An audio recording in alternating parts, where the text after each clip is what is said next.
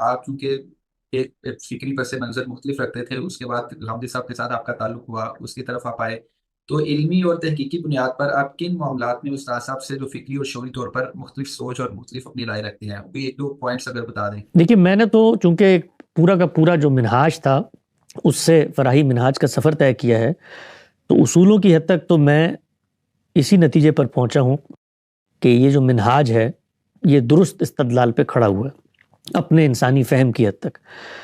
تو مجھے اصول کی حد تک تو اس سے اختلاف نہیں ہے. خود اصولوں کے سمجھنے کے مراحل میں مجھے 10-12 سال لگے کہ یہ لوگ کہتے کیا ہیں، ان کے اصول سے اطلاق تک کی کنسسٹنسی کیا ہے، خود ان کے دبستان کے اندر اصولوں کی تعین کے ارتقاء کی تاریخ کیا ہے کہ کیسے یہ اصول مرتب ہوئے. چونکہ ہم یہ جانتے ہیں کہ یہ مکتب فکر تو کوئی 100 سال سے زیادہ پرانا نہیں ہے، اور خود مولانا فراہی نے وہ پرنسپلڈ اپروچ دی ہے، پھر مولانا اصلاحی نے پہلی دفعہ اس کی روشنی میں تفسیر لکھی ہے، پھر غامدی صاحب نے عملاً وہ کام کیا جس کے نتیجے میں وہ عمارت تعمیر ہوئی ہے جس کے اندر اس کی پریزنٹیشن سامنے آتی ہے. تو اصولوں میں تو اتفاق کے نتیجے میں اس منہج تک ہم پہنچے ہیں. اگر اصولوں میں اختلاف باقی ہو تو پھر تو ہم یہ کہہ نہیں سکتے کہ ہمیں اس منہج سے اتفاق ہو گیا. پرنسپلڈ اپروچ کے ساتھ دوسری دائرہ ہوتا ہے اس اپروچ کا اطلاق.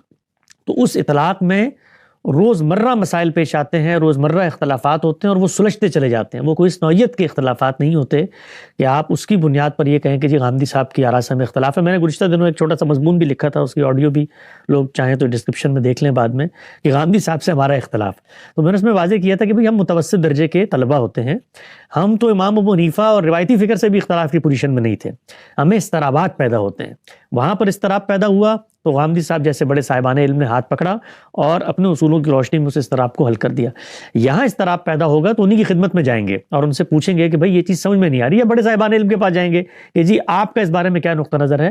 تو یہ day to day base affair پر اطلاقات کے اندر روزانہ بے شمار نوعیتوں کے، اس کو اختلاف نہیں کہنا چاہیے، اس کو کہنا چاہیے کہ فکر کو سمجھنے میں کچھ مزاحم چیزیں ہوتی ہیں یا مراحل ہوتے ہیں، وہ ہرڈلز پیش آتی ہیں، لیکن طالبانہ رویہ ہم اپناتے ہیں، اپنی حیثیت کو نہیں بھولتے. متوسط درجے کے طلبہ کا یہ کام نہیں ہے کہ وہ کسی بھی عہد کے بڑے بزرگوں سے اختلاف کا نعرہ لگا کے لوگوں کو بتائیں ہمیں ان سے اختلاف ہے.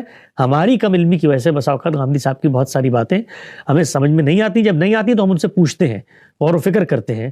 بہت ساری چیزیں آپ نے اعتراضات سیریز میں دیکھی ہوں گی، میں سوال کے طور پہ پیش کرتا ہوں. کچھ کبھی کبھی کوئی ابہام، کوئی اضطراب میرے ذہن میں بھی ہوتا ہے کہ اس پر ہماری فکر کیا کہتی ہے، اس کی کلیئرٹی موجود نہیں ہے، تو وہ ان کی گفتگو سے سامنے آ جاتی ہے.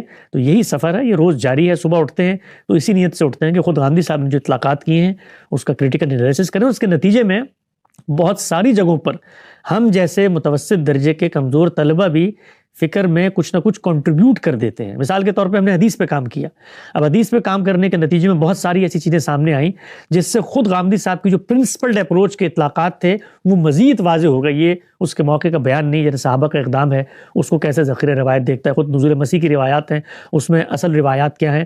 تو بہت ساری ایسی چیزیں ہوتی ہیں جو ہم طلبہ کے سوالات اور کام کے نتیجے میں وہ خود فکر کی پیشکش کرنے والے لوگوں کی تنقید کا باعث بنتی ہیں.